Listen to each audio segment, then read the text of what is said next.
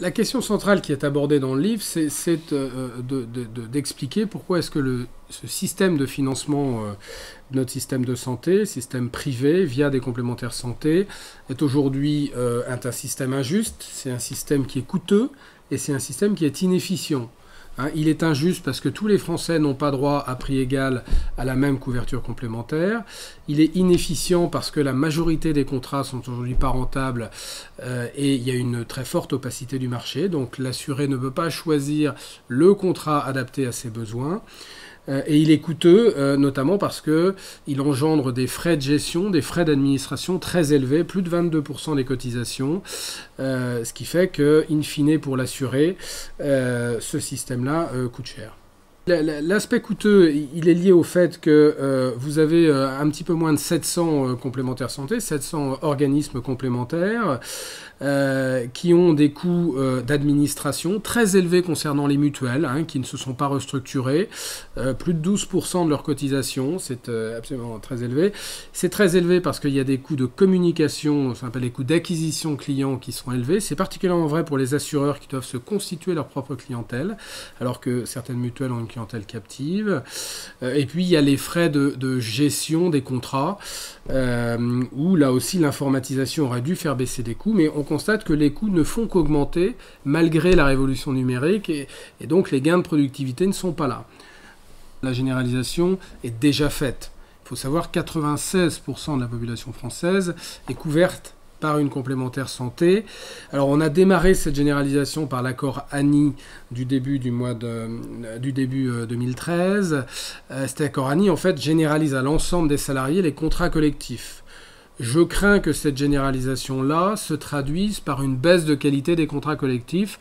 On a déjà vu qu'à peine 6 mois après la signature de cet accord, on a décidé de fiscaliser la part employeur des contrats collectifs, ce qui va réduire la rentabilité de façon très sensible de ces contrats collectifs. Ces contrats collectifs qui sont d'autant plus de meilleure qualité que vous êtes élevé dans la pyramide de l'entreprise. Une autre injustice, plus vous êtes un cadre supérieur, meilleure en général est votre couverture. Donc là, on a une injustice au sein de ces contrats collectifs, et ces contrats collectifs sont de nettement meilleure qualité que les contrats individuels portés par beaucoup de gens défavorisés, petites retraites, chômeurs, travailleurs indépendants. Donc là, on est dans le modèle corporatiste du modèle social français dont il faut qu'on sorte. Donc je pense que cette généralisation est véritablement une fausse bonne idée.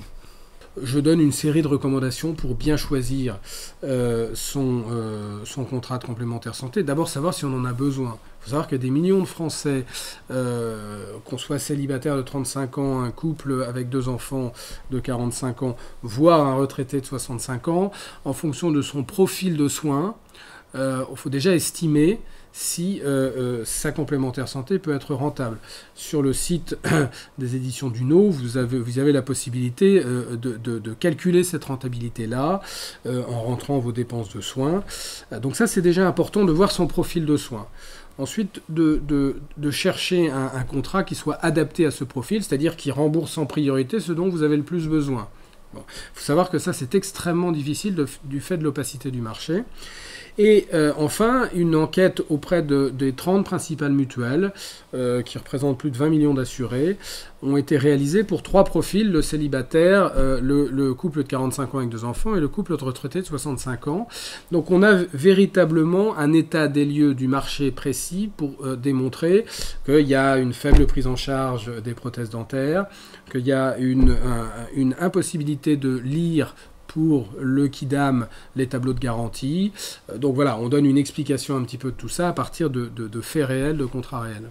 D'abord, il y a urgence à restructurer ce marché dont on a vu l'opacité, qui est un marché de l'offre, où en fait le demandeur a quasiment aucun levier d'action pour choisir son produit. Donc il faut rendre tout ça beaucoup plus transparent.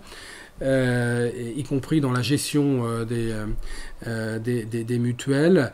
Il faut une régulation beaucoup plus efficace de ce secteur-là pour que l'assuré puisse véritablement choisir sa complémentaire en fonction de ses besoins et de son pouvoir d'achat. Il faut que tout le monde ait accès avec une égalité à un contrat de complémentaire santé. Mais malheureusement, je crains que cette restructuration ne sera pas suffisante, parce que c'est l'ensemble du système de santé qui doit être réformé. Il faut revoir les rôles entre l'assurance maladie et les complémentaires santé. Quel risque santé pour l'assurance maladie, quel risque santé pour les complémentaires santé.